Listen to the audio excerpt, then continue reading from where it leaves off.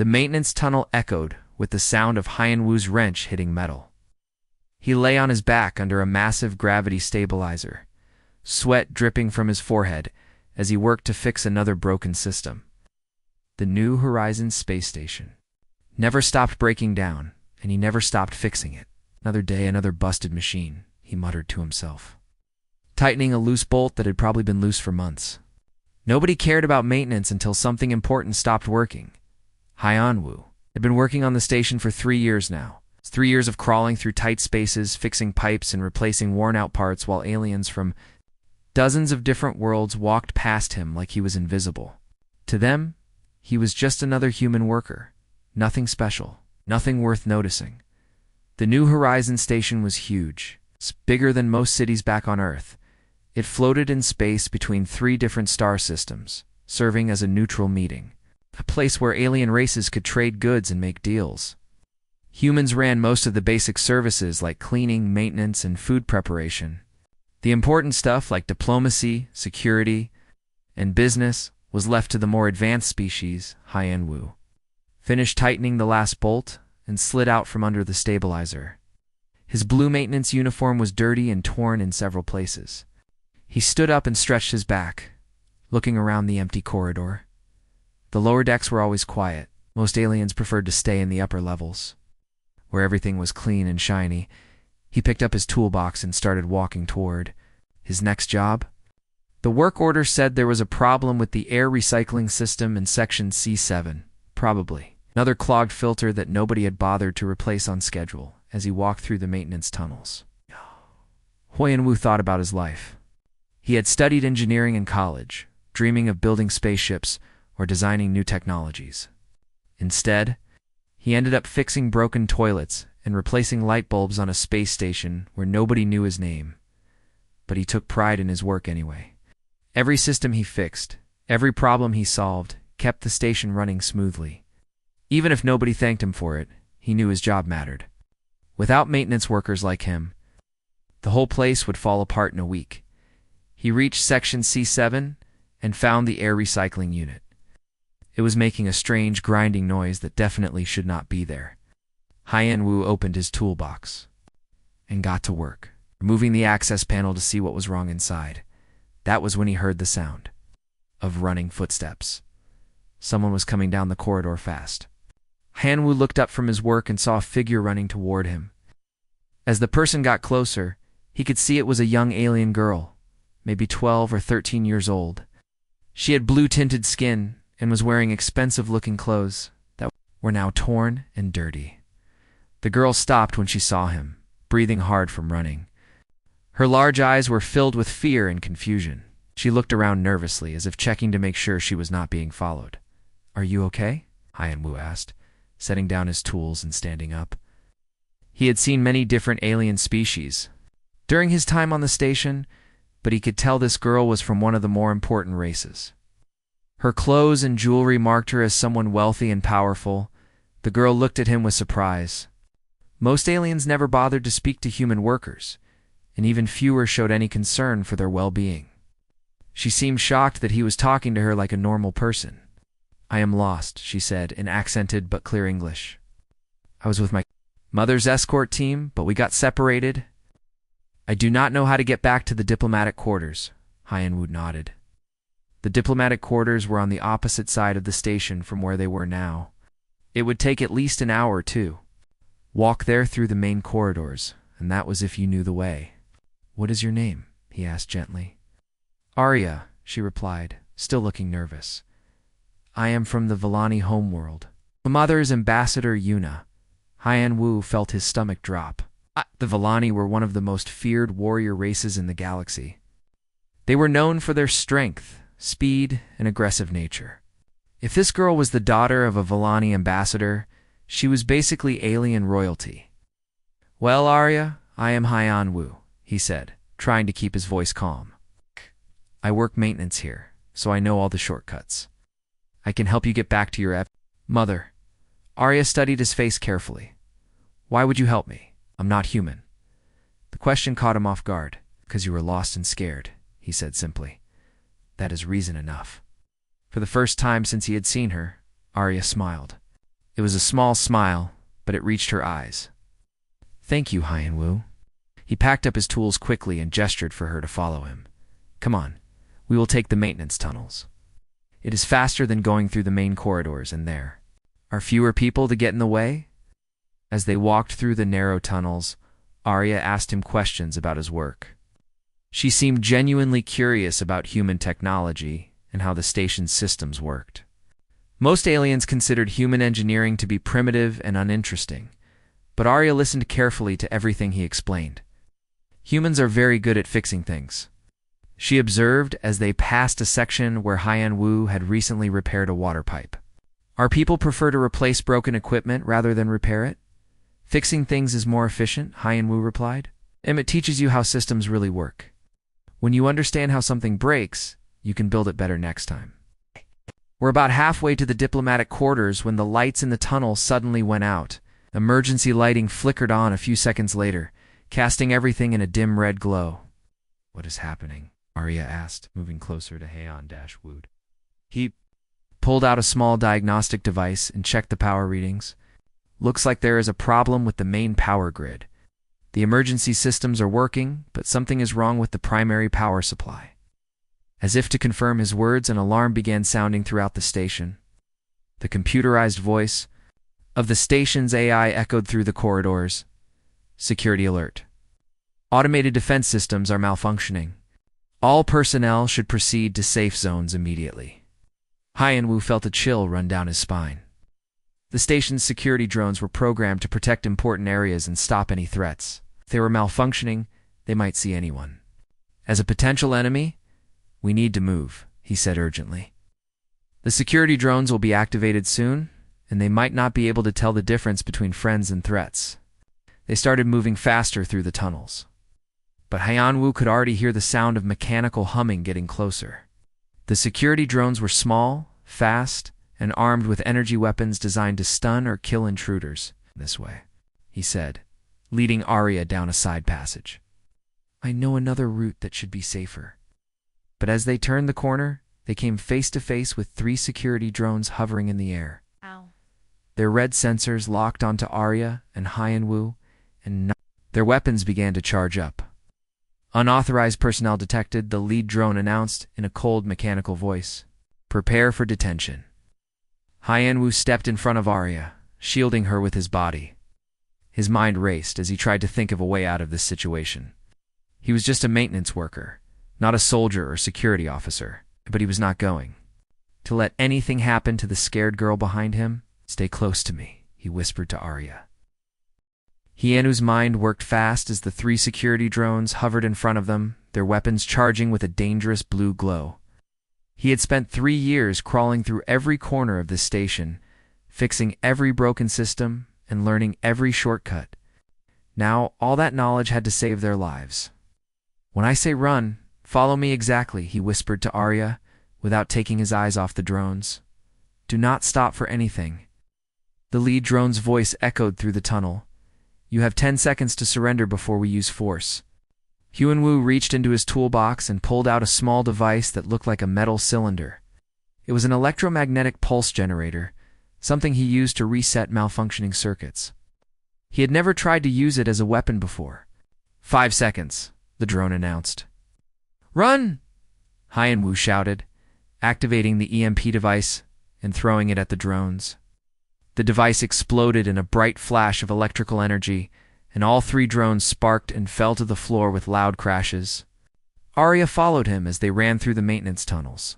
Behind them, more drones were coming, their mechanical humming getting louder. Hyan-Woo led her through a maze of corridors, using his knowledge of the station's layout to stay ahead of their pursuers. "There," he said, pointing to a narrow ventilation shaft. "We can crawl through there to reach the upper levels." The shaft was barely wide enough for a person to fit through, but it was their only escape route. Hyan-Woo helped Arya climb in first, then followed behind her. The metal walls were cold and cramped, and they had to move carefully to avoid making noise. They crawled for what felt like hours, but was probably only minutes. Finally, they reached another access point that led to a corridor near the diplomatic quarters. Hyan-Woo carefully opened the grate and looked around to make sure it was safe. Okay, we can get out here, he said, helping Arya climb down from the shaft. But as Arya dropped to the floor, a piece of sharp metal from the damaged grate caught her arm. She cried out in pain as blood began to flow from a deep cut. Are you hurt badly? Hyan Wu asked, examining the wound. It was not life-threatening, but it was definitely painful. Arya looked at her injured arm and then at Hyan Wu. Her eyes were wide with pain and fear. In her distress, she did something that surprised both of them. She grabbed his arm and bit down hard on his wrist. Ow!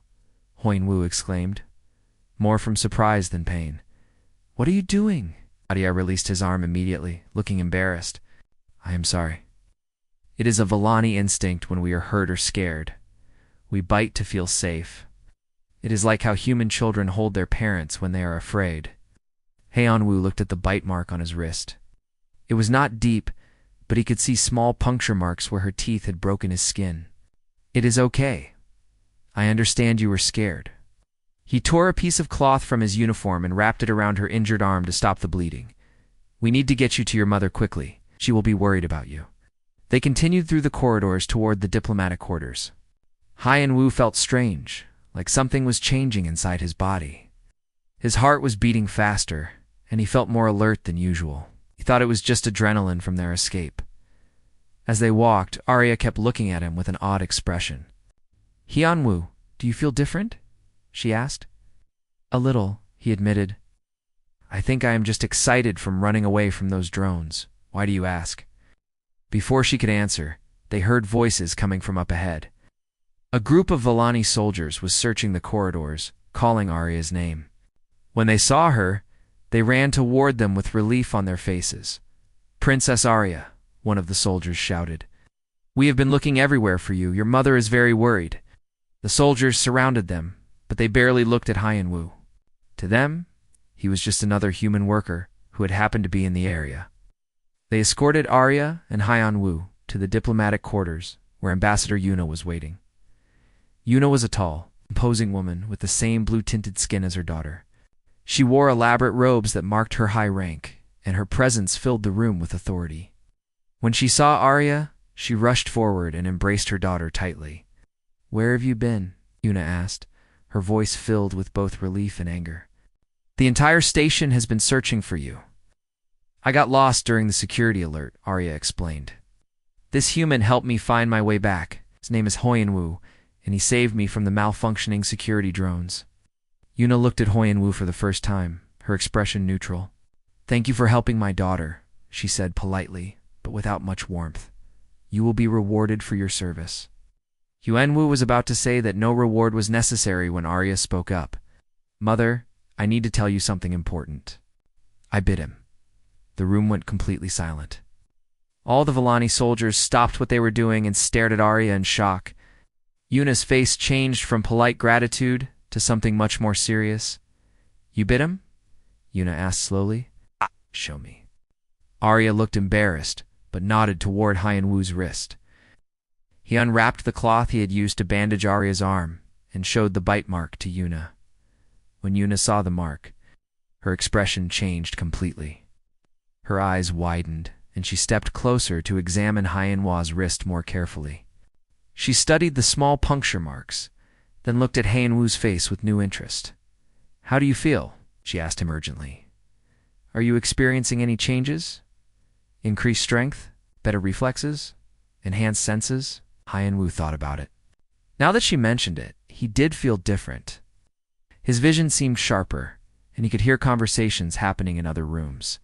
His body felt stronger and more coordinated than before. I do feel different, he admitted. But I thought it was just from the excitement of escaping the drones. Yuna turned to her daughter. Arya, did you feel anything when you bit him? Any connection or sharing of energy? Arya nodded slowly. Yes, Mother, I felt like we were linked somehow. It was strange, but not unpleasant. Yuna closed her eyes and took a deep breath. When she opened them again, she looked at Hyan Wu with an expression he had never seen before. It was a mixture of awe, respect, and something that might have been fear. Guards, clear the room, she commanded. I need to speak with this human alone. The soldiers filed out quickly, leaving only Yuna, Arya, and Hyan Wu in the room. Yuna walked to a cabinet and pulled out an ancient-looking book with symbols that Hyenwu could not read. "What you have experienced is called a bonding mark," Yuna explained, opening the book to a page with detailed drawings. "It is extremely rare, even among our own people. It happens when two individuals have perfectly compatible biological signatures." She showed him pictures of Vellani with similar bite marks, all of them appearing to be in positions of great honor and respect. "The bonding process enhances both individuals," Yuna continued. "It makes them stronger, faster, and more intelligent. But more importantly, it creates a spiritual connection that cannot be broken." Hyenwu stared at the book, trying to understand what she was telling him. "Are you saying that Arya and I are now connected somehow?" "More than connected," Yuna said solemnly. "According to our laws and traditions, you are now her bonded mate. This relationship is sacred to our people. It means you are no longer just a human maintenance worker." She closed the book and looked directly into his eyes. "It means you are now family, and family must be protected and honored above all else." Hyenwu felt his world spinning. An hour ago, he had been fixing air recyclers and replacing light bulbs. Now he was apparently bound to alien royalty through some kind of mystical connection he did not understand. "What does this mean for me?" he asked quietly. Yuna smiled for the first time since he had met her. "It means your life as an ordinary human is over. You must come with us to our homeworld to complete the bonding ceremony. You must learn our ways and prove yourself worthy of this honor." She paused, and her expression became more serious. "But I must warn you, not all of my people will accept a human as Arya's bonded mate. You will face challenges that could cost you your life." Hyenwu looked at Arya, who was watching him with hopeful eyes. Then he looked at his hands, which felt stronger and more capable than they had ever been before. Whatever was happening to him, there was no going back now. "When do we leave?" he asked. The journey to the Vellani homeworld took 5 days on Ambassador Yuna's diplomatic ship. Hyenwu spent most of the time in his assigned quarters trying to understand what had happened to his life. 3 days ago, he had been a simple maintenance worker. Now he was traveling to an alien world as the bonded mate of their princess. The changes in his body were becoming more obvious every day. He could hear conversations happening 3 rooms away. His reflexes were so fast that he accidentally broke a drinking glass when he tried to catch it after dropping it. It's most surprising of all. He could sense Arya's emotions even when she was on the other side of the ship. When she was happy, he felt warm and content. When she was worried, his stomach felt tight with anxiety. It was strange but not unpleasant. He was beginning to understand that they were truly connected now in ways he had never imagined possible. Arya visited him every day to check on his condition and to teach him about Vellani culture. She was patient and kind, explaining things in simple terms that he could understand. "Our people value strength and honor above all else," she told him during one of their lessons. "But strength does not just mean physical power. It means having the courage to do what is right, even when it is difficult." "What about bonded mates?" Hyenwu asked. "How are they supposed to act?" Arya smiled. "Bonded mates are partners in everything. They share their strengths and support each other's weaknesses. They are supposed to make each other better than they could ever be alone." "And what happens if your people decide I am not worthy?" he asked quietly. Her smile faded. "Then you will have to prove them wrong. The trials of worth are not easy, but I believe you can pass them. You saved me from the security drones when you had no reason to help me. That shows the kind of person you are." On the 4th day, Yuna called him to the ship's observation deck. Through the large windows, he could see a blue and green planet growing larger as they approached. It was beautiful, with swirling clouds and vast oceans that reminded him of Earth. "That is Valara, our homeworld," Yuna said, standing beside him. "It has been the center of our civilization for over 10,000 years. It looks peaceful," Hyenwu observed. "It is now," Yuna replied. "But our people have fought many wars to keep it that way. We learned long ago that peace must be defended with strength." She turned to face him, her expression serious. "I need to prepare you for what will happen when we land. The High Council will want to meet with you immediately. They will test you to see if your bond with Arya is genuine." "How can they test something like that?" Han Wu asked. There are ancient rituals that can reveal the true nature of a bonding connection, Yuna explained. If the bond is real, you will both demonstrate enhanced abilities that complement each other. If it is false or weak, the connection will break under pressure. Han Wu felt nervous. What if I fail? Then you will be sent back to your space station, and Arya will be expected to bond with someone else, Yuna said bluntly. But if you succeed, you will be accepted as part of our family and given all the rights and responsibilities that come. With that position, the ship landed at the capital city's spaceport. A massive structure surrounded by tall buildings that seemed to grow out of the ground like crystal trees. Han Wu had never seen architecture like it before. Everything was curved and flowing, as if the entire city had been carved from a single enormous gemstone. A group of Vellani officials was waiting for them at the landing pad. They were all tall and imposing, wearing elaborate robes that marked their high rank. When they saw Han Wu, their expressions ranged from curiosity to obvious disapproval. Ambassador Yuna, one of them said formally, "We have prepared chambers for you and Princess Arya in the palace. As for the human, we have arranged quarters in the guest wing." "Thank you, Councilmember Tajin," Yuna replied. "When will the High Council be ready to meet with us?" "Tomorrow at dawn," Tajin answered. The council is eager to examine this unusual situation. As they traveled through the city toward the palace, Han Wu marveled at the sights around him. The streets were filled with Vellani citizens going about their daily lives. Children played in parks while their parents watched from nearby benches. Merchants sold goods in open markets, and artists displayed their work on street corners. Despite their reputation as fierce warriors, Vellani seemed to live peaceful, normal lives. They looked at him with curiosity as he passed by, but no one seemed hostile or threatening. The palace was even more impressive than the city. It was built into the side of a mountain, with gardens and waterfalls integrated into its design. Han Wu's quarters were comfortable but simple, with a bed, a desk, and a window that looked out over the city. That evening, Arya came to visit him. She seemed nervous, which made Han Wu feel anxious through their connection. "Are you worried about tomorrow?" he asked. She nodded. "Some of the council members are not happy about our bonding. They think humans are too weak and primitive to be worthy of a Vellani princess." "Maybe they are right," Han Wu said quietly. "I am just a maintenance worker. I do not have any special talents or abilities." Arya sat down beside him and took his hand. "What? That is not true. You have something that many of our greatest warriors lack." "What is that?" "Compassion," she said simply. "You helped me when you had nothing to gain from it. You risked your life to keep me safe. That is not weakness. That is strength of character." Felt the truth of her words through their bond. She genuinely believed in him, and that gave him confidence for the challenges ahead. "Tell me about these trials," he said. "What should I expect?" "There are 3 tests," Arya explained. "The first tests your physical abilities. Second tests your intelligence and problem-solving skills. The third tests your moral character and your commitment to our people. Have many people failed these trials?" Arya's expression grew sad. "About half of those who attempt them do not survive. The trials are designed to be difficult because the bond between mates is sacred to our people. It cannot be given lightly." They talked for several more hours, with Arya teaching him about Vellani history and customs.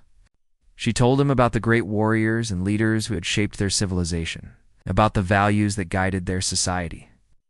"Our people believe that every individual has the potential for greatness," she said. "But potential must be proven through action. Tomorrow, you will have the chance to show the council who you really are." The next morning, Han Wu woke before dawn. He felt more alert and energetic than he had ever felt in his life. His enhanced abilities were continuing to develop, and he could sense Arya's presence even though she was in a different part of the palace. A servant came to escort him to the council chamber, a vast room with a high ceiling and walls covered in ancient murals. 12 Vellani elders sat at a curved table, their faces serious and stern. Yuna and Arya stood to one side, watching nervously. "Human?" the eldest council member said, her voice echoing through the chamber. I am High Counselor Minescio, gathered to determine whether your bond with Princess Arya is genuine and whether you are worthy of the honor you have received. Hyanwu stepped forward and bowed respectfully. I am ready to prove myself, High Counselor. We shall see, Minescio replied. The first trial will test your physical abilities. We'll face 3 challenges that require strength, speed, and endurance. If you fail any of them, the trials will end and you will be sent back to your station.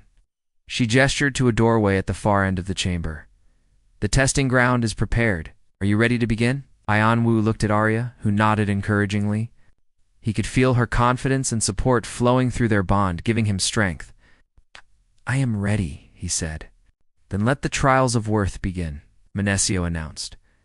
As Hyanwu walked toward the testing ground, he felt the eyes of the entire council watching him. He was no longer just a human maintenance worker. He was Arya's bonded mate, and he would prove himself worthy of that honor, no matter what it cost him. The first challenge awaited him beyond the doorway, and with it, the chance to change his destiny forever. The testing ground was unlike anything Hyanwu had ever seen.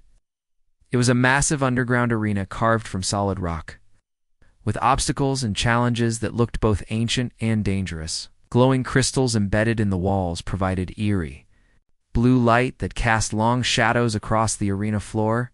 High Counselor. Minescio's voice echoed from speakers hidden in the walls. The first trial tests your physical capabilities. You must complete 3 challenges within the time limit. Failure in any challenge means immediate disqualification. Hyanwu looked around the arena and saw 3 distinct areas marked with different symbols. The first area had a series of metal bars and platforms suspended high above the ground. The second area contained what looked like a maze filled with moving walls. The third area had a large pool of water with something dark swimming beneath. The surface. Your first challenge is the test of agility, Minescio announced. You must cross the suspended obstacles without touching the ground. You have 10 minutes to complete this task. A timer appeared on the wall, already counting down. Or ran toward the first platform and jumped up to grab the lowest metal bar. His enhanced strength made the climb easier than it would have been before his bonding with Arya, but the obstacles were still challenging. The bars were slippery and widely spaced. Some of them rotated when he grabbed them, trying to make him lose his grip. Others were heated or cooled to uncomfortable temperatures. But Hyanwu's maintenance work had taught him how to deal with difficult conditions and unstable surfaces. He swung from bar to bar, using his momentum to carry him across gaps that seemed too wide to cross. His enhanced reflexes helped him adjust his grip when a bar suddenly spun or shifted position. When he reached a section where the bars were too far apart, he used his knowledge of physics and leverage to create a swinging motion that carried him farther than should have been possible. With 2 minutes to spare, he landed on the final platform and heard approving murmurs from the council chamber above. Impressive, Minescio said. Your second challenge is the test of intelligence. You must navigate the shifting maze and reach the center within 15 minutes. The walls move according to a pattern. If you can solve the pattern, you can predict their movements. Hyanwu entered the maze and immediately found himself surrounded by tall walls that began moving as soon as he stepped inside. Some walls slid horizontally while others rotated or moved up and down. The constant motion was dizzying, and it would be easy to get crushed if he was not careful. But his years of working with complex mechanical systems had taught him how to recognize patterns and seemingly random movements. He stood still for a moment and watched the walls carefully, timing their movements and looking for connections between different sections. After 3 minutes of observation, he began to see the pattern. The maze was like a giant mechanical puzzle, with each wall's movement connected to the others in a precise sequence. It reminded him of the gear systems he worked with on the space station. Instead of trying to force his way through the maze, Hyanwu began timing his movements to match the pattern. He waited for openings to appear and then moved quickly through them before they closed. When a wall was about to move toward him, he stepped into an alcove that he knew would be safe based on the pattern he had observed. Other candidates might have tried to use brute force to push through the moving walls, but Hyanwu's engineering Background taught him that understanding the system was more effective than fighting it. He reached the center of the maze with 5 minutes remaining on the timer. Remarkable, he heard one of the council members say. He solved the maze faster than any candidate in the last 50 years. My final challenge is the test of courage, Minesio announced. In the pool before you lives a kraken, a creature that has been trained to test the bravery of our warriors. You must enter the water and retrieve the golden sphere from the bottom of the pool. The kraken will not seriously harm you, but it will try to frighten you into giving up. Hoyenwu looked at the dark water and saw ripples on the surface. Whatever was down there was large and moving. He had never been a strong swimmer, and the thought of facing an unknown creature in deep water was terrifying. But he could feel Arya's presence through their bond, sending him courage and support. She believed in him, and that gave him the strength. To overcome his fear, he dove into the pool and immediately felt the cold water shock his system. The golden sphere was visible at the bottom, glowing with its own light about 20 feet down. As he swam toward it, something large moved in the shadows at the edge of his vision. The kraken was enormous, at least 30 feet long, with tentacles that writhed through the water like living ropes. Its eyes were the size of dinner plates, and they fixed on Hoyenwu with predatory intelligence. The creature circled him slowly, testing his reactions. Hoyenwu remembered what Arya had taught him about Vellani culture. They valued courage, but they also valued intelligence. This was not just a test of whether he would panic in the face of danger. It was a test of how he would handle a threatening situation. Instead of swimming away from the kraken or trying to fight it, Hoyenwu remained calm and moved slowly toward the golden sphere. He kept his movements steady and non-threatening, showing that he was not afraid but also not aggressive. The kraken moved closer, its tentacles brushing against him as it tested his reactions. When Hoyenwu did not panic or lash out, the creature seemed to lose interest in him. It had been trained to frighten candidates. It's not to harm those who showed proper courage and composure. Hoyenwu reached the bottom of the pool and grasped the golden sphere. As soon as he touched it, the kraken swam away, its job completed. He swam back to the surface and climbed out of the pool, holding the sphere above his head. The council chamber erupted in surprised discussion. Through the speakers, Hoyenwu could hear the council members debating what they had witnessed. He completed all 3 challenges, one voice said. His time in the maze was exceptional, said another. But he is still human, a third voice argued. Physical trials are only the beginning. The real tests are yet to come. High Counselor Minesio called for silence. Hoyenwu of Earth, she said formally. You have passed the physical trials, but greater challenges await you. Tomorrow, you will face the test of wisdom, where your intelligence and problem-solving abilities will be examined. The day after that, you will undergo the test of character, which will determine if you truly understand what it means to be bonded to a Vellani. Hoyenwu bowed respectfully. I am ready for whatever tests you consider necessary, High Counselor. We shall see, Minesio replied. For now you may rest and prepare, but know this. The trials you have completed today are considered the easiest of the 3 main tests. Many candidates who pass the physical trials fail the more difficult challenges that follow. As guards escorted him back to his quarters, Hoyenwu felt both proud and nervous.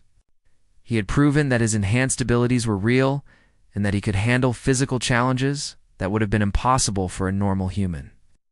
But he knew that the hardest parts of the trials were still ahead. In his room, he found Arya waiting for him, with a worried expression on her face. Through their bond, he could feel her anxiety and concern.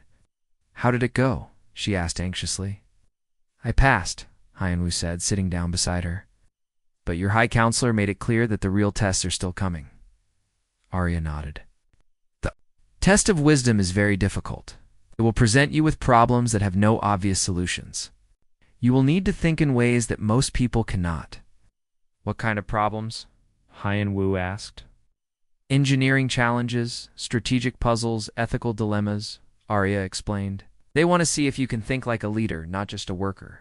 And the test of character is even harder. They will put you in situations where you must choose between your own safety and the welfare of others. Hoyenwu felt the weight of what lay ahead. Have many humans ever attempted these trials before? You are the first, Arya said quietly. That is part of what makes this so difficult. The Council does not know what to expect from a human candidate. Some of them think you should be held to lower standards because humans are considered a younger species. Others think you should be tested even more strictly to prove that humans deserve respect. What do you think? Hyanwu asked. Arya smiled and took his hand. I think you are exactly what our people need, even if they do not realize it yet. Humans have something that we have lost over the centuries of being warriors. You have the ability to see solutions that we miss because we are too focused on strength and honor. That night, Hyanwu dreamed of the challenges ahead. In his dreams, he saw himself facing impossible puzzles and moral dilemmas that had no clear answers yet. But even in the dreams, he could feel Arya's presence supporting him, reminding him that he was not facing these trials alone. When he woke the next morning, he felt ready for whatever the Council would throw at him. He had passed the first test by using his enhanced abilities and his practical knowledge. Now he would need to prove that a human maintenance worker could think and reason as well as any Vallani warrior. The test of wisdom awaited him, and with it, another chance to prove that he was worthy of the bond that had changed his life forever. The test of wisdom took place in a chamber filled with ancient Vallani artifacts and holographic displays. Hyanwu faced 3 council members who presented him with increasingly difficult problems. The first was an engineering challenge involving a broken power core that supplied energy to an entire city. Using his maintenance knowledge, he identified the problem and designed a solution that impressed even the skeptical council members. The second challenge was a strategic puzzle about defending a colony from attack with limited resources. Hyanwu surprised the council by suggesting a defensive strategy that focused on protecting civilians rather than destroying enemies, showing that human thinking was different from traditional Vallani warrior tactics. The final challenge was the most difficult. The council presented him with an ethical dilemma about whether to save the life of one important person or many ordinary people. Instead of choosing one option over the other, Hyanwu proposed a third solution that could potentially save everyone. Demonstrating the kind of creative thinking that humans were known for, when the test of character came the next day, Hyanwu faced situations designed to test his loyalty and moral courage. He was asked to choose between his own safety and Arya's welfare, between following orders and doing what he believed was right, and between personal gain and the greater good. In every case, he chose to protect others and do what was morally correct, even when it put him at risk. After 3 days of trials, the High Council voted to accept Hyanwu as Arya's bonded mate. The decision was not unanimous, but it was enough.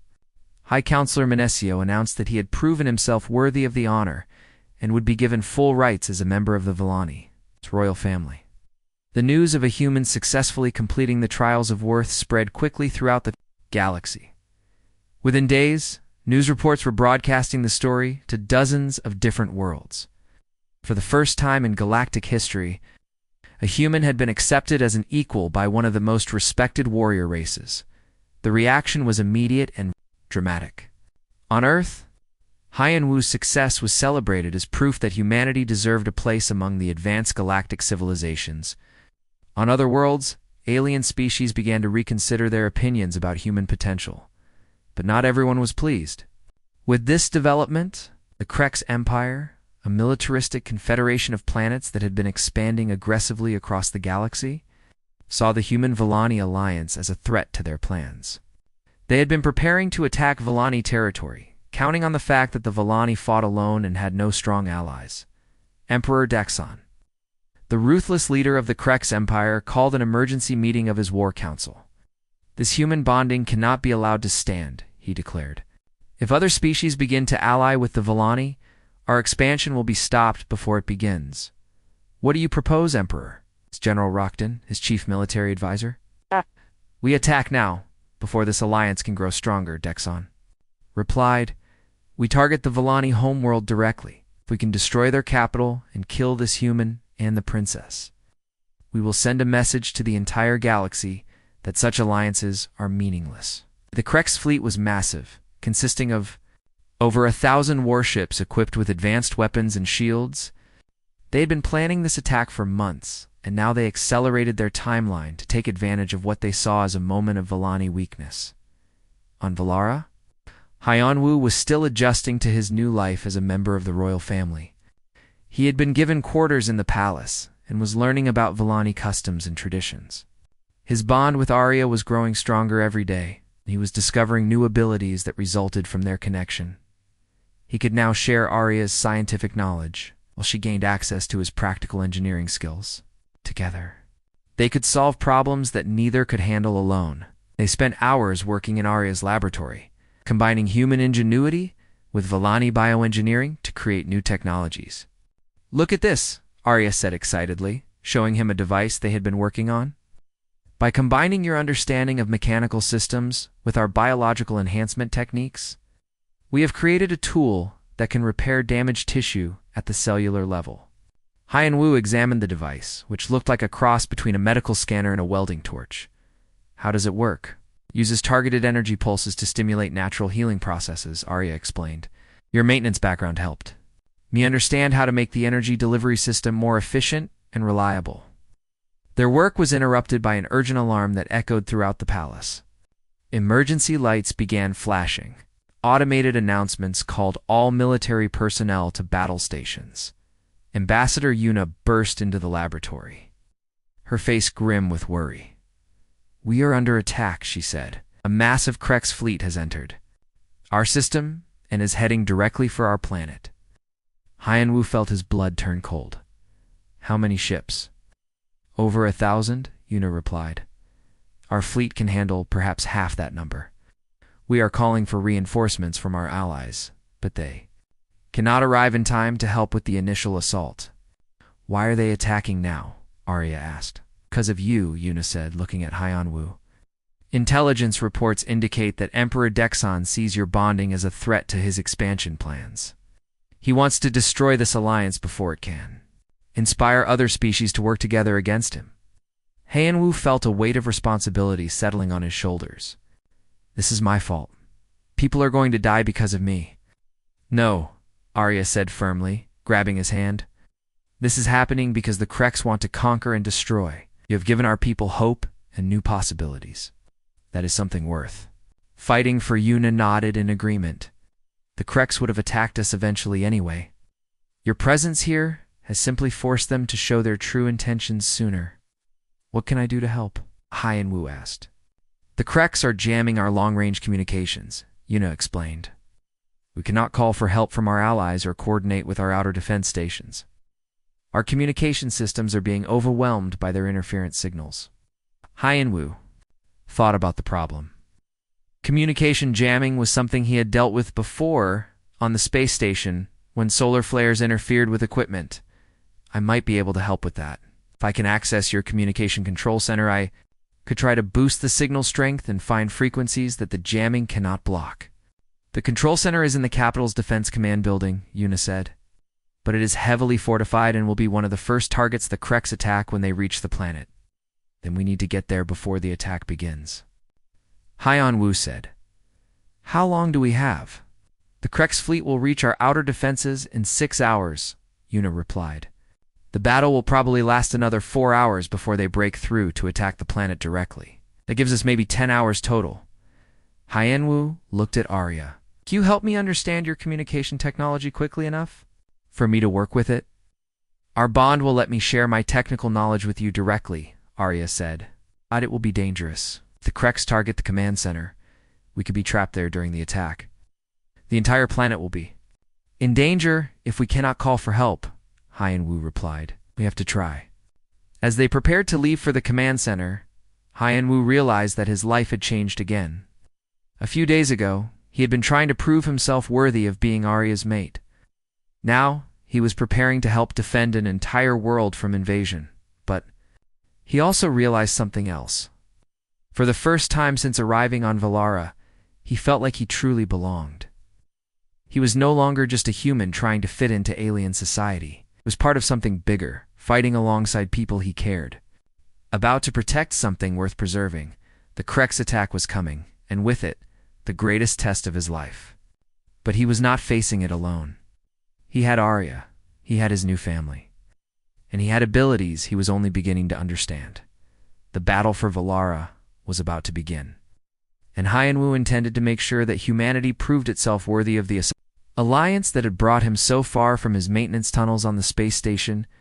The galaxy was watching, and he would not let them down. The Defense Command Center was a massive underground facility carved deep into the mountain beneath the capital city. When Hyanwu and Arya arrived, they found the place buzzing with activity as Vallani military officers coordinated the planet's defenses against the approaching Krex fleet.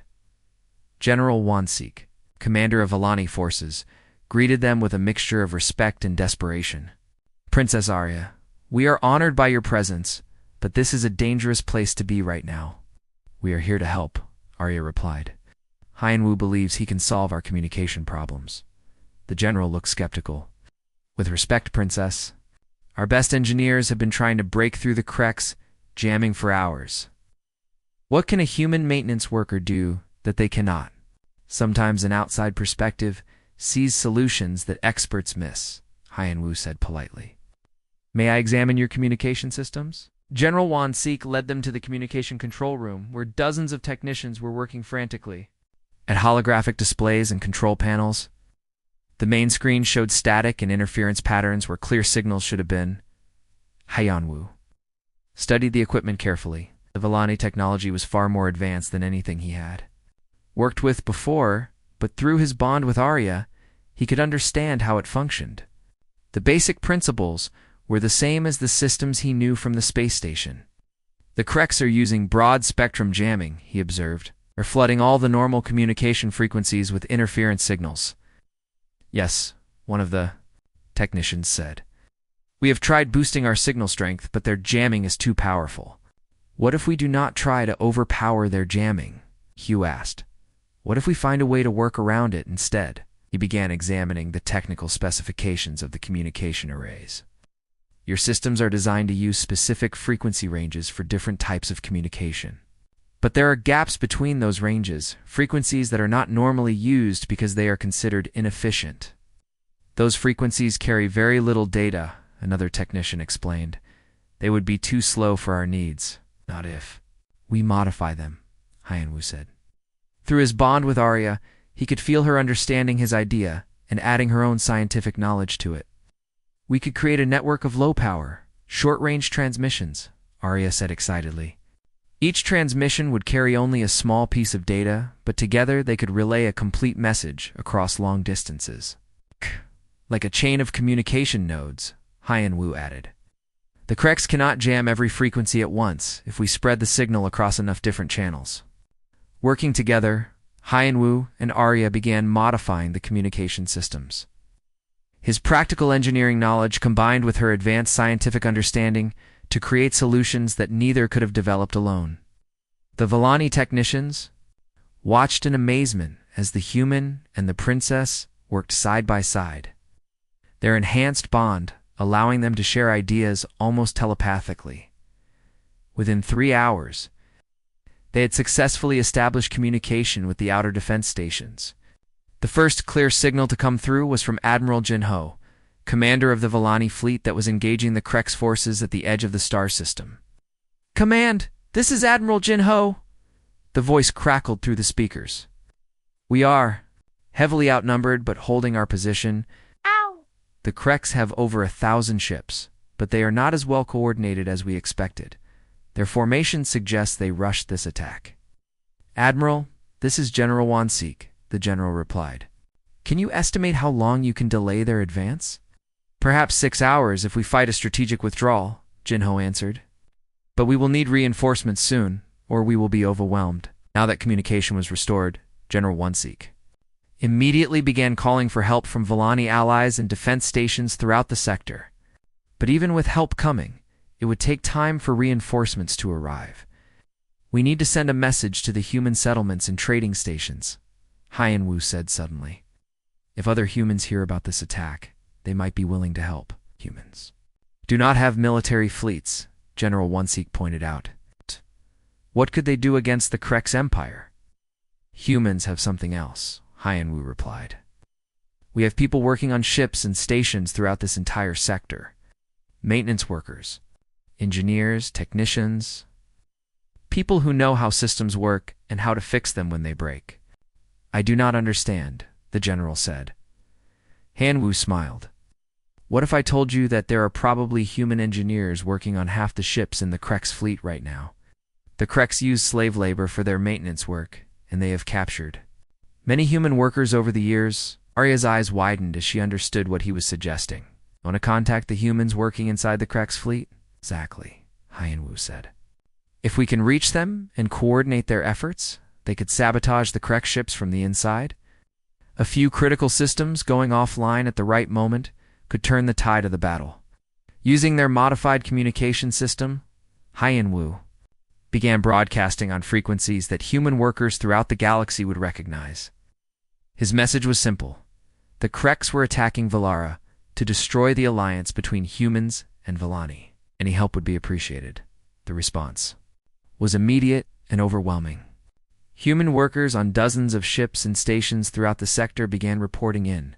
Many were trapped on Krex vessels, but others were on neutral trading ships or independent freighters. This is Captain Dongmin of the freighter Lucky Star, came one transmission. We are 3 hours out from Valara with a cargo of medical supplies. Not much of a warship, but we are coming to help. This is Engineer Sora aboard the Krex battleship Dark Conquest, came another more dangerous transmission. I am working in their engine rooms with 12 other humans. Tell us what you need us to do. Over the next few hours, Hyan-Wu coordinated a network of human workers that stretched across the entire star system. Some provided intelligence about Krex ship movements and capabilities. Others began subtle sabotage operations that would activate during the battle. Still others organized rescue and supply missions to help with the defense effort. The battle for Valara began when the Krex fleet broke through Admiral Jinho's outer defenses and entered the planet's orbital space. But instead of facing a desperate and isolated defense, they encountered a coordinated resistance effort that included not just Villani forces, but humans from across the sector. At crucial moments during the battle, Krex ships found their weapons. Systems malfunctioning, their shields failing, and their engines shutting down unexpectedly. Human engineers aboard those ships had followed Hyan-Wu's coordinated sabotage plan, striking at exactly the right moments to disrupt Krex formations and tactics. Meanwhile, human-crewed supply ships arrived to provide ammunition and medical aid to the Villani defenders. These ships were not built for warfare. Their crews knew how to keep fighting ships operational and supplied during extended battles. The turning point came when the main Rex command ship, the Destroyer of Worlds, suddenly lost power to its primary weapons array. Engineer Sora and her team had managed to overload the ship's power distribution system, leaving Emperor Dexon's flagship defenseless at a critical moment. Villani forces pressed their advantage, and within hours the Krex fleet was in full retreat. The attack had failed, and the cost to the Krex Empire was enormous. In the aftermath of the battle, news of the successful defense spread throughout the galaxy.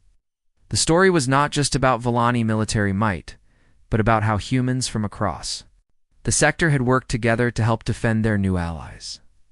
Overnight, humanity's reputation in the galactic community changed completely. No longer seen as primitive workers, humans were now recognized as valuable partners who could be counted on in times of crisis.